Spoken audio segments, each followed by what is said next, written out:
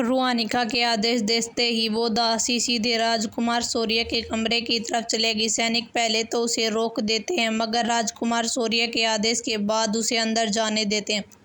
वो दासी रुआनिका के बस में थी, इसलिए रुआनिका उस दासी की आंखों के जरिए सारी गतिविधि को देख सकती थी। जैसे ही वो दासी उस कक्ष के अंदर जाती है, रुआनिका उसकी आंखों के जरिए अंदर का नज़ारा देखती है। राजकुमार शौर्य अर्धनग्न अवस्था में अपने बिस्तर पर बैठे थे।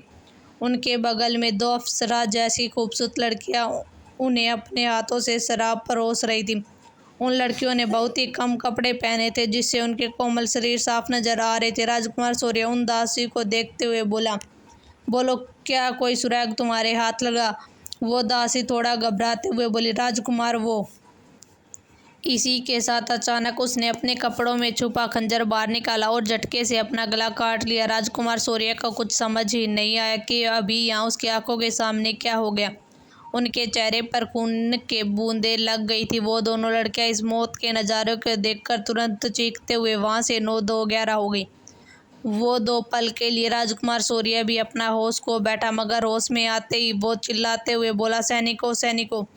उस दासी के मरते ही रुआनिका को वहाँ का नज़ारा दिखना बंद हो गया, मगर उसके चेहरे पर कुटिल मुस्कान थी। वो हंसते हुए बोली, बहुत हुआ छुपन छुपाई का खेल, अब मैं सामने से खेलूंगी।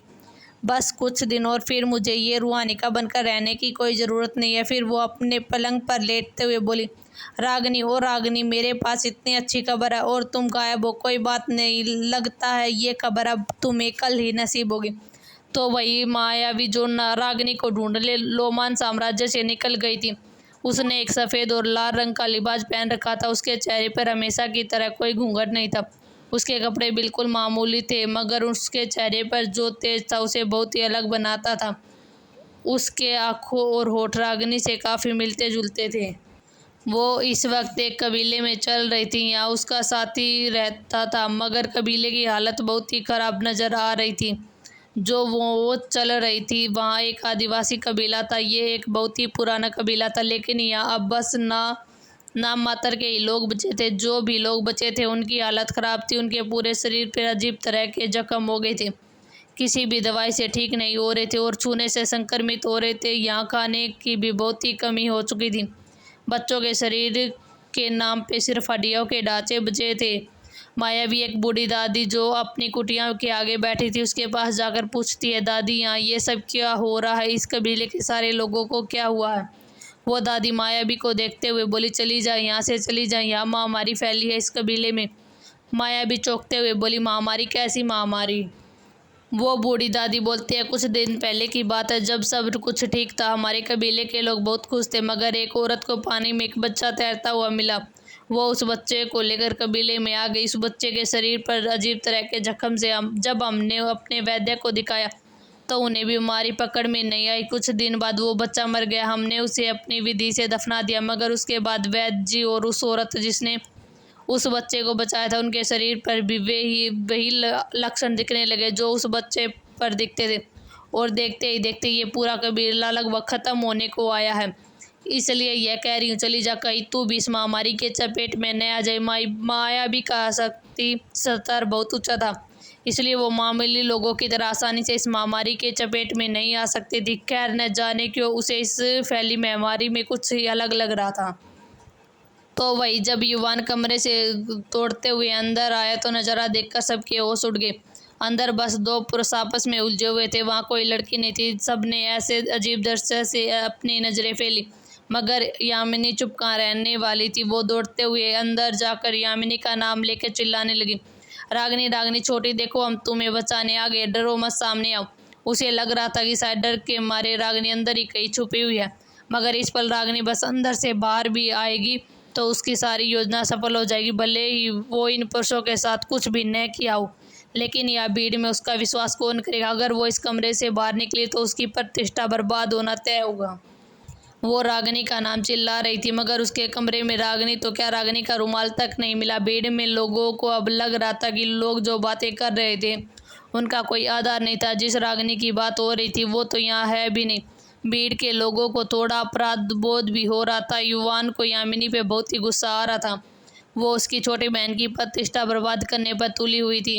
मगर तभी एक क्लिक के साथ सामने का दरवाज़ा खुला और वहाँ पर सामने से रागिनी आती हुई नजर आई। वो यामिनी को देखकर मूर्ख होने का दिखावा करते हुए बोली, क्या हुआ बड़ी बहन, तुम मुझे क्यों ढूंढ रही हो? मैं तो यहाँ हूँ, कब से तुम्हारा ही इंतजार कर रही हूँ।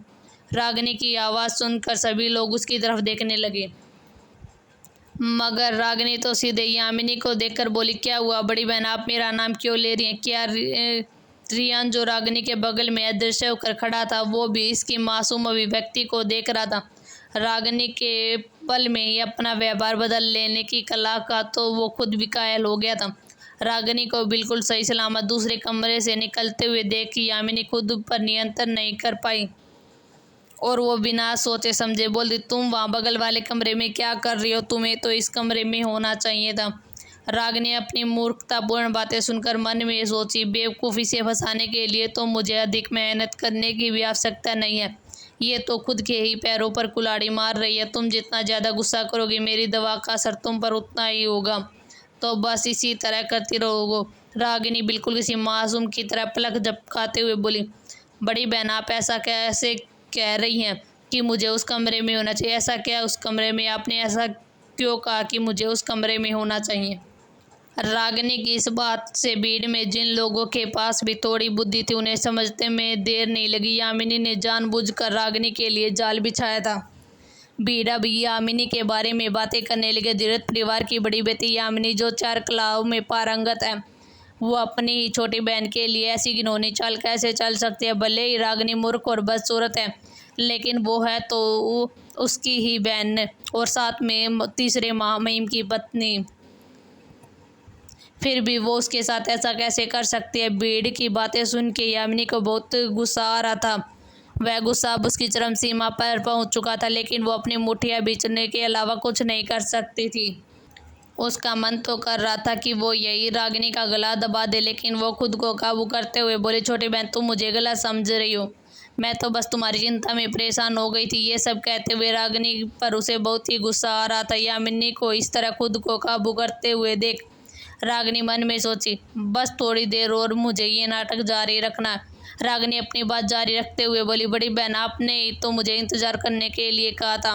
देख लिए, आपके कारण अभी तक मैंने कुछ भी नहीं खाया। सब कुछ वैसा का वैसा ही पड़ा, लेकिन आप पता नहीं अपने दोस्तों के बहाने करके कहाँ चली गई थी।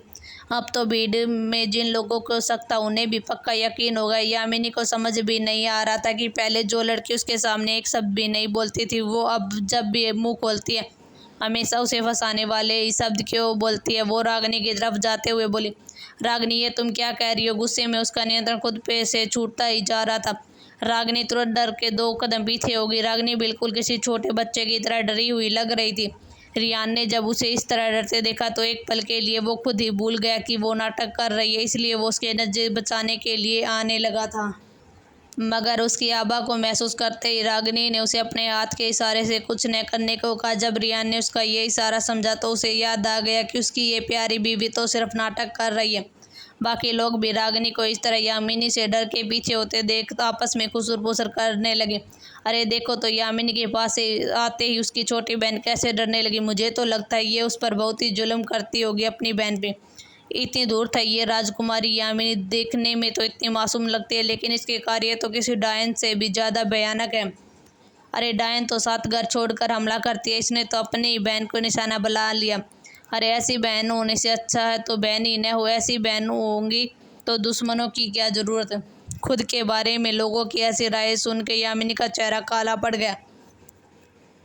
उसका पूरा प्लान उसी पर उल्टा पड़ गया था। इस वक्त उसे शरीर में थोड़ी गर्मी महसूस होने लगी। उसे बड़ा ही अजीब फील हो रहा था।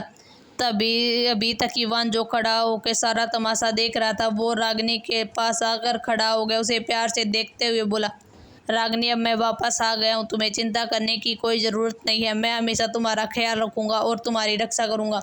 रियान इवान को बहुत अच्छे से जानता था। उसने हमेशा से ही उसे सीमा पर देखा था, पर उसे ये समझ नहीं आ रहा था कि इवान यहाँ क्या कर रहा, और खास करके उसके शब्द जो अभी अभी उसने रागिनी से कहे थे, जिसके कारण वो इवान को गुस्से से घूर रहा था। भले उसके होते हुए उसकी बीवी को कोई और कैसे बोल सकता था कि वो उसकी सुरक्षा और ख्याल रखेगा। उसके सामने ही रागिनी को इतने प्यार से कैसे देख सकता था। ये हक तो सिर्फ उसका था, सिर्फ उसका इतना बस चलता तो वो अभी इवान और रागिनी के बीच में जाकर खड़ा हो जाता और इवान को यहाँ से भगा देता, मगर वो इस वक्त तक दर्द था, इसलिए कुछ भी नहीं कर सकता था। इवान को खुद पे किसी की गहरी नज़रों की तपिश महसूस हुई, मगर जब उसने अपने आसपास देखा तो कोई नज़र नहीं आया, इसलिए उसने इसे अपना भ्रम मान लिया। अब आप ही बताओ, आपको कैसी लगी रियान की जेलसी? कमेंट में जवाब देना ज़रूर। उम्मीद आपको यह कहानी पसंद आई होगी और आप इस सफ़र में मेरे साथ बने रहेंगे। जल्दी मिलते हैं अगले भाग में, तब तक के लिए ढेर सारा प्यार और धन्यवाद।